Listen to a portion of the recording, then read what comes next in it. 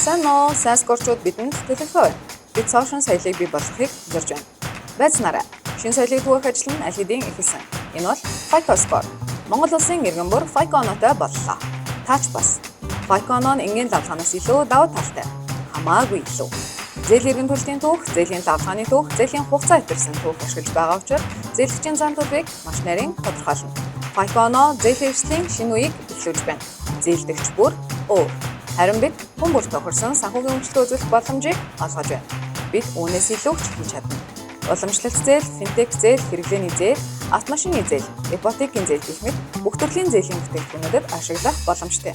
Бас банк санхүүгийн салбараас гадна үйлдвэрлэх хөрөнгөний зууч, даатгал, хүний нөөцгээд бүхий салбарт FICO оноог хэрэглэж болно. Ямар вэ? Шинэ соёлын хөдөлгөөнд нэг дээрээ FICO Score, сайн скор.